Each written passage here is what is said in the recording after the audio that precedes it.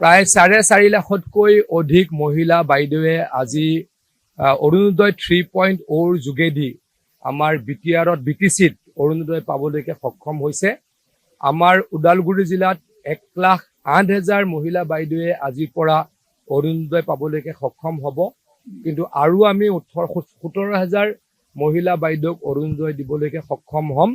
অতি সোনকালে সেই প্ৰক্ৰিয়া আমি শেষ কৰিম যাতে সকলোৱে অৰুণোদয় লাভ কৰে। মুখ্যমন্ত্ৰী ডাঙৰীয়ে ইতিমধ্যে কৈছে অতি সোনকালে আমাৰ বিটিআৰত মহিলা উদ্যমিতা আঁচনিৰ কাম আৰম্ভ কৰিব।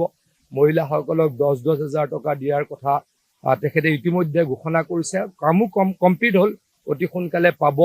মুঠৰ ওপৰত সমগ্ৰ অসমৰ উন্নয়নৰ কাৰণে আমি প্ৰয়াস কৰিছোঁ। নিযুত মইনাই হওক, নতুনকৈ বাবু আঁচনি দিবলৈকে আমি প্ৰচেষ্টা চলাইছোঁ বা মনস্থ কৰিছোঁ। অসমৰ 2 লাখ নিবনুৱা ল'ৰা ছোৱালীক আমি চাকৰি দিবলৈকে সংকল্প লৈছিলোঁ আৰু দুৰ্নীতিমুক্ত এটা ব্যৱস্থাৰ যোগেদি চাকৰি দিবলৈকে সক্ষম হৈছোঁ।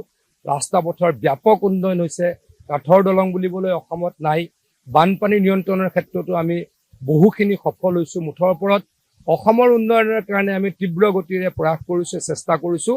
আৰু বিটিচি অসমৰ অন্যতম অত্যন্ত উল্লেখযোগ্য এটা অঞ্চল, গতিকে বিটিচিৰো উন্নয়ন আমাৰ কাম্য। তাৰ কাৰণে আমি যোৱা 4.5 বছৰত অহৰ্নিশে কাম কৰিছোঁ, ভৱিষ্যতেও কাম কৰিম বুলি প্ৰতিশ্ৰুতি দিছোঁ। মুখ্যমন্ত্ৰী ডাঙৰীয়াই ভাল খবৰ বুলি কৈছে, গতিকে তেখেতে নিশ্চয়কৈ জানিব। এই বিষয়ে আমি ইমান অৱগত নহয়, 1 জানুৱাৰীলৈকে বাট চাই ৰৈছোঁ। কিন্তু এটা কথা তেখেতৰ ভাষণত গম পাইছোঁ, 38 লাখ মহিলাই অসমত এটা ডাঙৰ উপহাৰ লাভ কৰিব। ময়ো অত্যন্ত উৎসুক জানিবলৈ, আৰু এই মহিলাসকল অত্যন্ত সুখী হ'ব বুলি জানি ময়ো সুখী হৈছোঁ। মই এটা কথা মই ইমান নাজানো, মই এইটো মিটিঙতে আছোঁ, এইখিনি নেটৱৰ্কো নাই। এটা কথা জানো যে জুবিন গাৰ্গ ডাঙৰীয়াৰ হত্যাত যিসকল জড়িত তেওঁলোকে কঠোৰ শাস্তি পাব লাগে।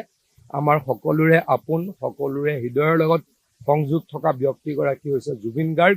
গতিকে জুবিন গাৰ্গক যোনে এই অৱস্থালৈকে ঠেলি দিলে, আমাৰ মাজৰ পৰা তেখেতক লৈ গ'ল, তেখেতলোকে কঠোৰ শাস্তি পাওক, মই পুনৰ দাবী জনাম।